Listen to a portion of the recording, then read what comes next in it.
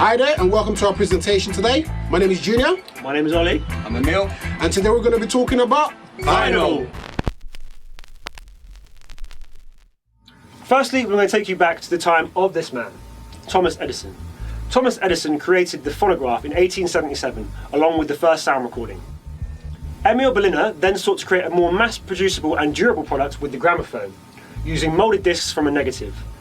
These discs were made initially from celluloid, but then moving on to shellac. These shellac discs were typically played at 78 RPM, thus giving them the name 78s. By 1923, double-sided records were the norm, introduced by the Columbia Company. The next step in innovation was the 12-inch LP, followed by the 45 RPM 7-inch discs, which were typically for single format. With this new wave of technology, the new realms of possibility were open, and this gave birth to the studio album, which Junior will tell you more about. The Beatles. The Beatles were the first to use the vinyl in the new LP format, inventing the album as we know it today. They were instrumental to the increase of the distribution of the vinyl due to their huge commercial success. And obviously, as we already know, vinyls in those days were being distributed through shops, which Emil will be going into today. Record stores.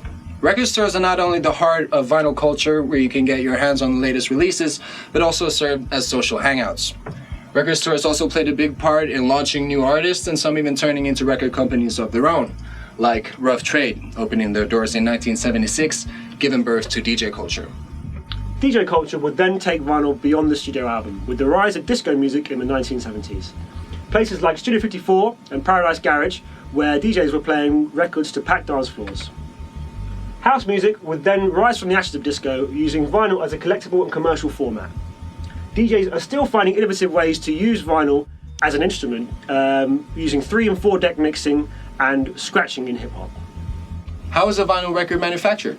Well, the recorded material is cut onto a lacquered disc using a diamond stylus. That lacquer master is then coated in silver and nickel to be peeled off, creating a negative of the original cut in metal. These molds are then placed in a press and squeezing a biscuit of polyvinyl chloride together, creating the final product. Thank you very much, Emil, for that fantastic insight regarding manufacturing. This is where the company is making it happen.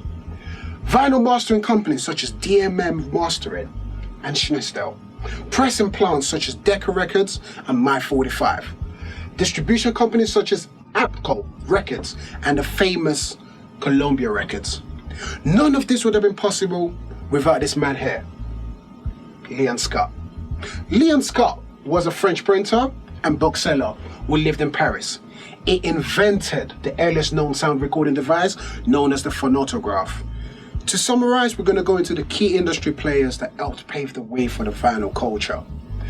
Individuals such as Thomas Edison, Emil Berliner, the Beatles, which we covered at the beginning of our presentation today, Larry Sherman, responsible for Trax Records, and Geoff Travis, who was responsible for Rough Trade Records.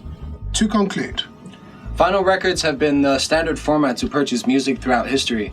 And a recent resurgence has brought it back into the spotlight. we would like to say thank you very much for watching today. We've been Team Awesome. Have a lovely day. Thank you. Bye-bye.